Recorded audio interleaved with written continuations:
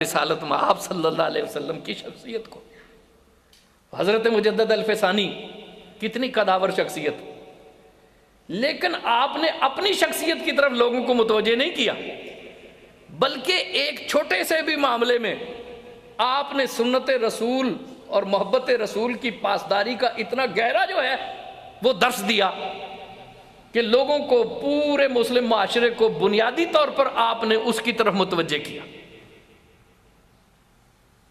ایک واقعہ جو بظاہر چھوٹا سا لگے گا کہ ایک آپ کی داڑھ میں درد تھا تو آپ نے ایک درویش کو کہا کہ لونگ لے آؤ، آج بھی وہ درد میں رکھی جاتی، تو وہ آپ کی خدمت میں آئے اور انہوں نے لونگ پیش کی. آپ نے دیکھا کہ 8 دانے تھے، تو آپ نے فرمایا کہ ہمارے اس درویش کو اتنا بھی ادراک نہیں ہے کہ رسول اللہ کو طاق عدد پسند تھا. یہ 7 دانے لے کر آتے یا 9 دانے لے کر آتے، یہ صوفی ہیں، درویش ہیں، صاحب علم ہے، یہ 8 دانے کیوں لے کر آئے؟ اب آپ یہ دیکھیے نا کہ کتنی لطافت اور کتنی باریکی ہے کہ لونگ کے دانے ہمارے ہاتھ پہ کوئی رکھ دے ہم اسے داڑھ میں رکھ لیں گے. ہم نے کبھی کوشش کی کہ کتنے ہیں. حضرت مجدد الفسانی کی وابستگی رسول میں کتنی گہرائی ہے کہ انہوں نے اس لونگ کے دانوں کو بھی شمار کیا کہ یہ سنت عدد کے مطابق آئے ہیں یا نہیں آئے. جی ایک مثال ہی اگر ہو کہ کس گہرائی سے، بہت سی مثالیں ہیں آپ کی اس ماحول میں بیان بھی ہوتی رہتی ہوں گی، تو اسی سے آپ اندازہ لگائیں جو ایک باریک ترین اور چھوٹی سی مثال ہے. اور یہ حقیقت میں چھوٹی بات نہیں ہے کہ جو جناب رسالت میں آپ صلی اللہ علیہ وسلم کی سنت کو اس حد تک پیش نظر رکھتے ہیں کہ انہیں لونگ کے دانے بھی جو ہیں وہ جفت عدد میں پسند نہیں آئے. خود اندازہ لگائیں کہ نبی کریم صلی اللہ علیہ وسلم کی سنت کا ابلاغ اور اظہار انہوں نے کس وابستگی سے کیا. آج دیکھیں کہ یہی ایک جذباتی نقطہ نظر ہے. اس وقت تو وہ کہہ رہے تھے نا کہ ضرورت نہیں رہی، اب ایک نئی 1000 سال کے بعد شخصیت کی ضرورت. تو آج بھی دیکھیں کہ وہ چونکہ شخصیت تو کوئی اس طرح کی ہو نہیں سکتی نا، کوئی ضروری نہیں کہ کوئی جلال الدین اکبر جیسا شخص ہر شخص کو مل جائے اور وہ ان کی باتوں میں آ جائے. تو آج کیا حربہ استعمال کیا گیا ہے جی کہ توحید کے تصور کو راسخ کرو، رسول اللہ کو اتنا نہ بڑھا دو کہ توحید کا تصور جو ہے وہ مسخ ہو جائے. یہ کیا بات ہے؟ یہ صرف ایک پروپیگنڈا ہے، یہ صرف ایک سازش ہے. اس لیے کہ رسول اللہ سے محبت کرنے والا کوئی شخص بھی توحید کے تصور کو ثانوی حیثیت دے ہی نہیں سکتا. جی کوئی بھی ثانوی حیثیت دے ہی نہیں سکتا. رسول اللہ سے وہی محبت کرے گا جس کا ایمان ہوگا لا الہ الا اللہ محمد الرسول اللہ. رسول اللہ سے محبت ہی وہ کرے گا. تو رسول اللہ صلی اللہ علیہ وسلم کی محبت کس طرح توحید کے تصور کو پس منظر میں دھکیل سکتی ہے، جبکہ خود رسول اللہ صلی اللہ علیہ وسلم واضح طور پر ارشاد فرما گئے کہ مجھے اپنی امت سے شرک کا کوئی اندیشہ نہیں.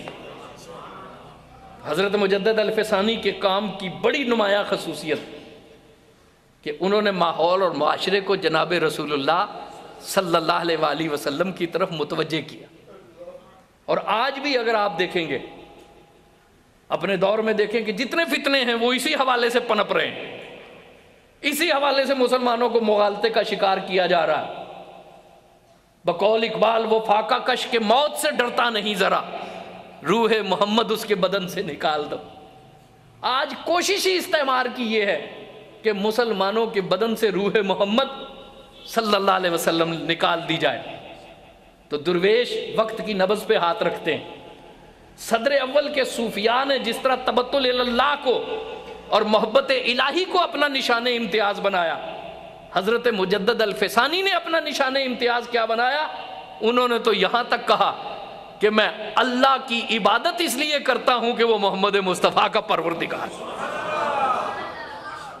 کہ وہ محمد مصطفیٰ کا. یہ ایک جذباتی بات نہیں تھی، یہ ایک بڑی شعوری بات ہے. کیوں؟ وہ یہ سمجھتے ہیں کہ اس وقت سازش یہ ہے کہ محمد مصطفیٰ صلی اللہ علیہ وسلم کی شخصیت کو پس منظر میں دھکیلا جائے. وہ اس چیز کو سمجھتے تھے، اس لیے انہوں نے اپنی توحید کا اعلان بھی اس حوالے سے کیا کہ میں اللہ کو اپنا معبود اس لیے گردانتا ہوں کہ وہ محمد مصطفیٰ کا پروردگار. وہ محمد مصطفیٰ صلی اللہ علیہ وسلم کا پیدا کرنے والا. اور آپ نے اپنے اس قول کی اپنے مکتوب میں بڑی وضاحت بھی فرمائی اور بڑی تشریح بھی فرمائی. یہی اس دور کا تقاضا ہے, یہی اس دور کا تقاضا ہے. قرن اول کے صوفی اللہ کی محبت میں مستغرق ہوتے تھے اور اس کا اعلان کرتے تھے. آج کا صوفی بھی اللہ کی محبت سے انکار تو نہیں کرتا, لیکن پہلے دور کے صوفیاء کے کانسیپٹ کلیئر تھے. وہ سمجھتے تھے کہ اللہ اور رسول کی محبت الگ الگ نہیں ہے. آج کے دور میں یہ تفریق کرنے کی کوشش کی جا رہی ہے کہ اللہ کی محبت الگ ہے اور رسول اللہ کی محبت الگ ہے. مجدد الفسانی کے کام کا نقطہ اول یہی ہے کہ جناب رسالت آپ صلی اللہ علیہ وسلم سے وابستگی رکھو. حضور ہی کے طفیل دین ہے, حضور ہی کے طفیل دنیا.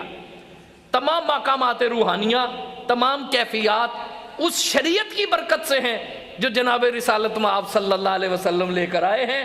جناب رسالت آپ کی شریعت پر اگر تم محکم نہیں رہو گے تو تمہاری کوئی بھی کیفیت, تمہاری کوئی بھی روحانی اور باطنی کیفیت اللہ تبارک و تعالیٰ کے ہاں پہ مقبول نہیں ہے. یہ حضرت مجدد الفسانی, اور یہی آج کے دور میں اگر ہم دیکھیں کہ اس چیز کو شعوری طور پر اجاگر کرنے کی ضرورت ہے. دوسری چیز جو ان حوالوں سے, وہ چیز آج کے دور میں ہمیں نظر آ رہی ہے, اور آپ یہ دیکھیں گے کہ آئندہ 15-20 سالوں میں, آنے والے سالوں میں ایک تصور پر مسلمانوں کو بہت شدت سے لانے کی کوشش کی جائے گی. اور آج اگر آپ اپنے میڈیا کے رنگ ڈھنگ کو یہ دیکھیں تو یہ کوشش بڑی شدت سے شروع ہو چکی ہے. وہ کوشش کیا ہے, وہ ہے وحدت ادیان کی کوشش. حضرت مجدد الفسانی کے دور میں یہی کوشش, دوسرے 1000 سال میں یہ کوشش شروع ہوئی. آج بھی یہ کوشش مختلف رنگ بدل بدل کر آتی. جیسا کہ میں نے وہ قول سنایا کہ مجدد الفسانی کے دور میں یہ قول وضع کیا گیا کہ رام اور رحیم میں کوئی فرق نہیں ہے. مجدد الفسانی رحمۃ اللہ علیہ نے ارشاد فرمایا کہ فرق کیوں نہیں ہے؟ رام اللہ رب العزت کا نام ہے, رحیم اللہ رب العزت کا نام ہے, رحیم اللہ رب العزت کا نام ہے. اور رام تمہارے نقطہ نظر سے ایک شخص ہے جو کہ بھگوان کا اواتار ہے. ہندو مذہب میں اواتاروں کا ایک تصور ہے. وہ کہتے ہیں کہ بھگوان مختلف انسانوں کی شکل میں, جون میں, وقتاً فوقتاً دنیا میں آتا رہتا ہے. ہندو مت کا ایک تصور ہے اواتار کا تصور. تو وہ رام کو, کرشن کو بھگوان کا اواتار سمجھتے ہیں, انسان سمجھتے ہیں کہ وہ انسانی روپ میں آیا اور بھگوان کا فرستادہ ہے, گو کہ اواتار ہے.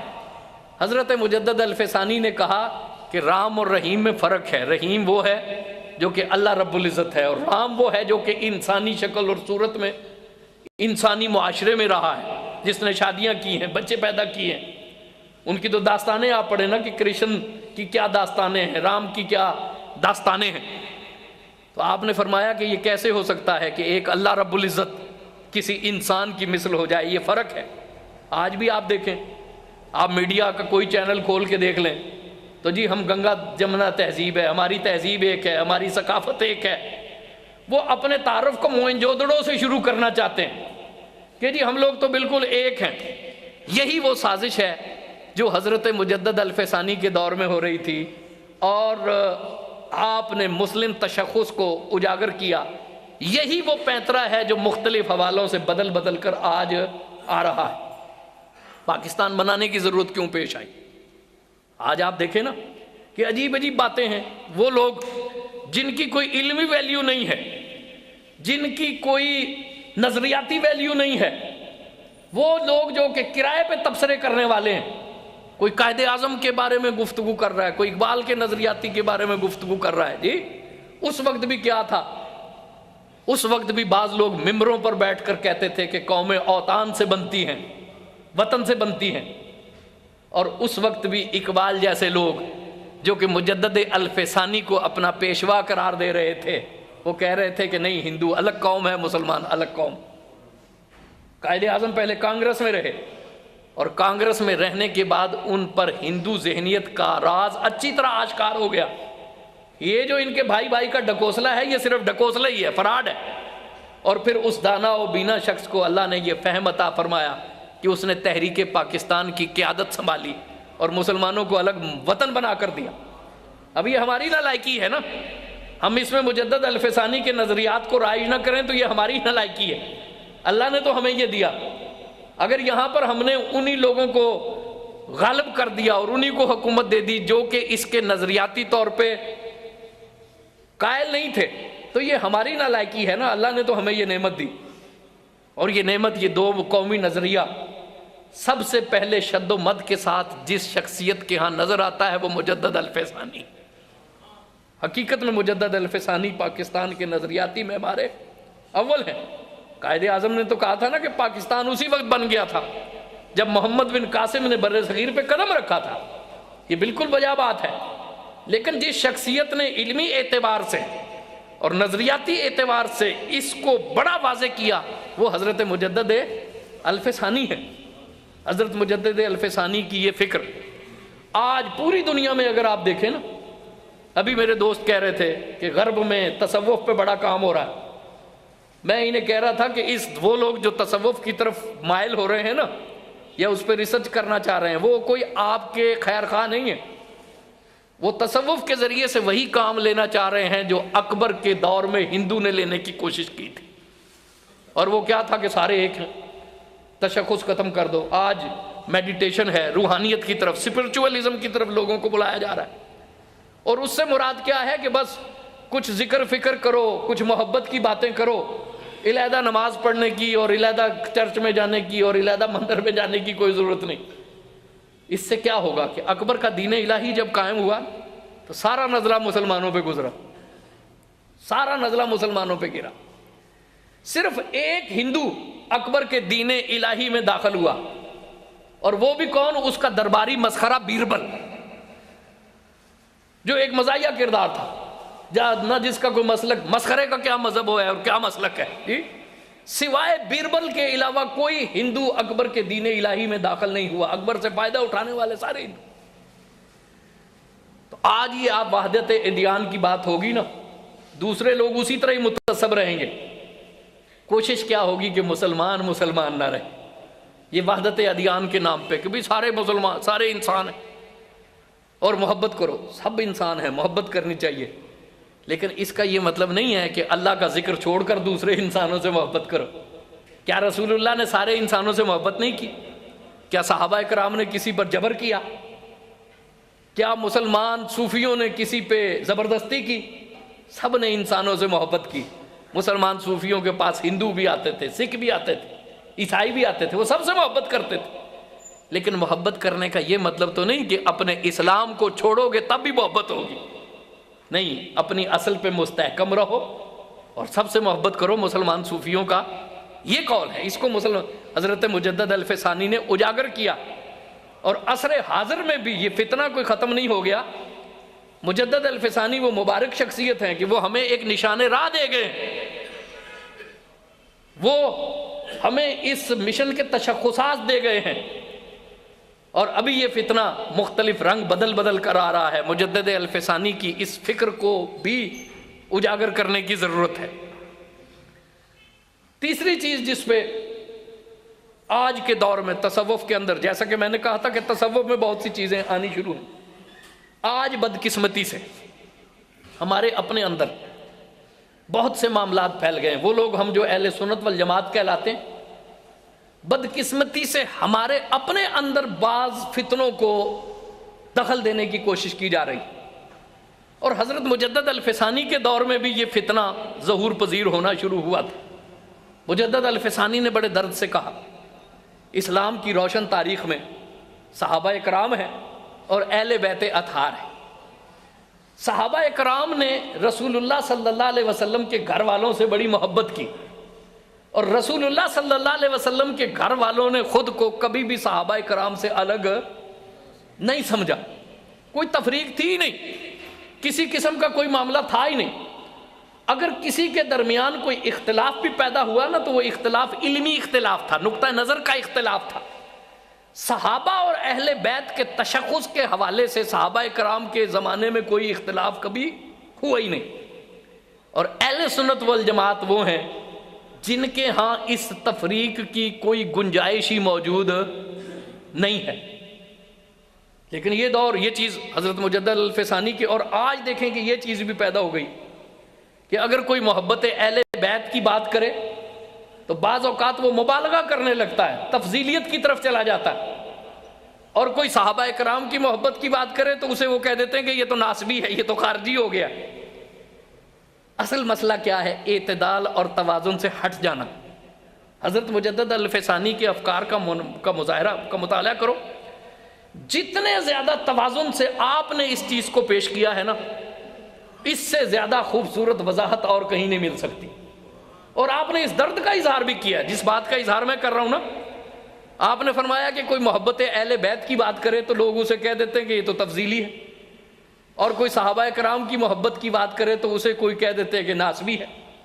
جبکہ یاد رکھیے کہ جو محبت اہل بیت ہے نا، وہ کوئی ضروری نہیں ہے کہ محبت اہل بیت کی بات کرنے والا شیعہ ہو۔ شیعت کا کیا تعلق ہے؟ جب خارجی پیدا ہوئے تھے اور انہوں نے اہل بیت اطہار کے خلاف باتیں کرنی شروع کی تھیں، تو حضرت مجدد الفسانی نے یہ سوال اٹھایا ہے کہ ان خارجیوں کے خلاف جہاد کرنے والے سنی تھے یا شیعہ تھے؟ شیعہ تو اس وقت تھے ہی نہیں، ان کا تو تشخص ہی نہیں تھا، تو خارجیوں کے خلاف جہاد کرنے والے کون تھے؟ سنی تھے نا۔ حضرت علی کی شان میں روایت بیان کرنے والے کون لوگ؟ صحابہ کرام ہیں نا، تو سنی تھے۔ صحابہ کرام کے ایمان کو شیعہ مانتے ہی نہیں۔ تو جو کثرت سے حضرت علی مرتضیٰ رضی اللہ تعالی عنہ کرم اللہ وجہ الکریم کی فضیلت کی روایتیں کس نے بیان کی ہیں؟ صحابہ کرام نے بیان کی ہیں۔ اگر صحابہ کرام کے دل میں بغض علی ہوتا تو وہ حضرت علی رضی اللہ تعالیٰ عنہ کے فضائل کو اس طرح کھول